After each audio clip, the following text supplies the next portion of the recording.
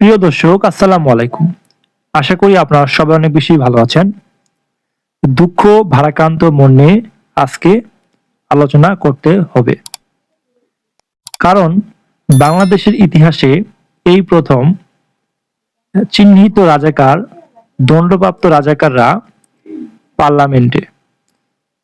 তার বিপরীতে বাংলাদেশের সৃষ্টিকারী, যাদের মাধ্যমে বাংলাদেশ সৃষ্টি হয়েছে ৭১ সালে পাকিস্তান হানাদার বাহিনীর বিরুদ্ধে লড়ে, তারা আজ জেলখানায়। তারা অগণিত সময় ধরে বিচারহীন তারা জেলখানায়, হাজতখানায় রয়েছে। এর থেকে লজ্জার জন্য বাংলাদেশে আর কিছু হতে পারে না। এটিএম আজহারুল, তিনি দণ্ডপ্রাপ্ত একজন রাজাকার।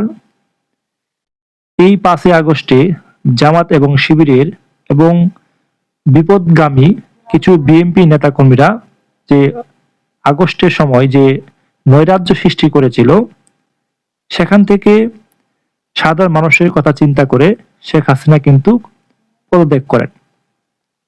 সেই সুযোগে রাজাকাররা মুক্তিযোদ্ধাদের জেলখানায় বন্দী করে তারা নির্বাচিত হয়েছেন জাল ভোটের মাধ্যমে এবং সংসদে গিয়ে তারা গুন্ডামি শুরু করছেন। বাংলাদেশ সংবিধান এবং বাংলাদেশে যে রাষ্ট্রপতি রয়েছেন মহামান্য, তাদেরকে অপমান করা, মুক্তিযোদ্ধাদের জেলখানায় বন্দী করে রাখা, এ সকল রাজাকার আলবদর এর উত্তরসূরিরাই করতে সক্ষম। বাংলাদেশের ভিতরে এই সকল কর্মকাণ্ড এত নিম্নমানের হয়েছে এবং এদের বিরুদ্ধে লড়তে হলে অবশ্যই বাংলাদেশ সৃষ্টিকারী এবং বাংলাদেশের স্বাধীনতা সার্বভৌমত্ব রক্ষার্থে যেই দল সেই পূর্ববর্তী সময় থেকে এখন পর্যন্ত বাংলাদেশের যে উন্নয়নমূলক এবং বাংলাদেশকে এতদূর পর্যন্ত নিয়ে আসা যে অবদান, আওয়ামী লীগকে অবশ্যই বাংলাদেশের মাটিতে রাজনীতি করতে হবে বাংলাদেশের সাধারণ মানুষ, গরিব অসহায় মানুষ এবং নিরীহ মানুষের স্বার্থে।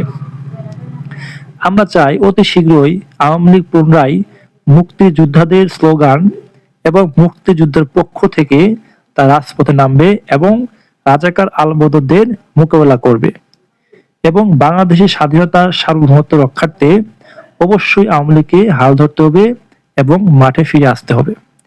এছাড়া কোনোভাবেই সম্ভব নয় এই রাজাকার আলবদর থেকে বাংলাদেশকে, সাধারণ মানুষকে, নারী সমাজকে রক্ষা করা। বাংলাদেশ সার্বভৌমত্ব পাকিস্তানের কাছে বিলিয়ে দেওয়ার জন্য এরা সংসদে গিয়েছে এবং তারা বিভিন্ন সময় নারী এবং যে মহামান্য রাষ্ট্রপতি এবং সংবিধান রয়েছে এগুলো তুচ্ছ মনে করে, গালমন্দ করে এবং সিনিয়র যে নেতৃবৃন্দ রয়েছে তাদেরকেও তারা অপমান করেন। এই যে এদের জন্য কিন্তু আওয়ামী লীগের অনেক প্রয়োজন বাংলাদেশের মাটিতে। সাধারণ মানুষ হাহা করছে। বিভিন্ন জায়গায় দুর্নীতি, চাঁদাবাজি এবং হয়রানি, ধর্ষণ থেকে রক্ষা পেতে আওয়ামী লীগের উপরে ভরসা এবং আস্থা রাখছে সাধারণ মানুষ। আমরা চাই অতি শীঘ্রই এই এই যে টালমাটাল অবস্থা সেটি সংগীতপূর্ণ করবে এবং এখান থেকে বের হওয়ার জন্য সাধারণ মানুষের পক্ষ থেকে কথা তুলবে আওয়ামী লীগ, এমনটাই সাধারণ মানুষ আশা করেন এবং অতি শীঘ্রই তারা রাজপথে নামবেন এবং বিভিন্ন জায়গায় তারা কর্মসূচি এবং দলীয় পতাকা উত্তোলন সহ অফিসে তারা কার্যক্রম শুরু করেছেন।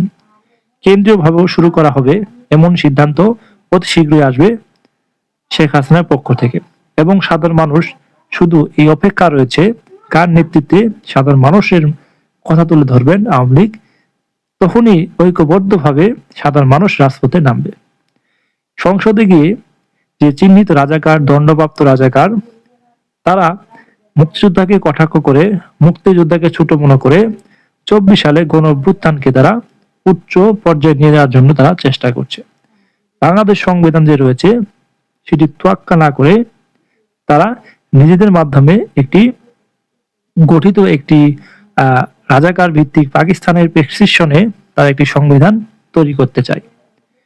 এই প্রতিবাদে বিএনপি একা সম্ভব নয়, বিএনপির দ্বারা এগুলো প্রতিবাদ করা সম্ভব নয়, কারণ বিএনপির মধ্যে গুপ্ত হয়ে কাজ করছে জামাত এবং শিবিরের কিছু নেতাকর্মী।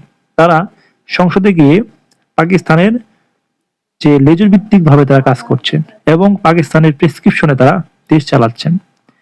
সেজন্যই বিএনপির ভিতরে বিপদগামী অনেক নেতাকর্মী রয়েছে এবং জামাত ইসলাম তো আছেই। সেজন্য অবশ্যই আওয়ামী লীগকে রাজপথে ফিরতে হবে এবং সাধারণ মানুষের কথা তুলে ধরতে হবে এমন আশাবাদী করে সাধারণ মানুষ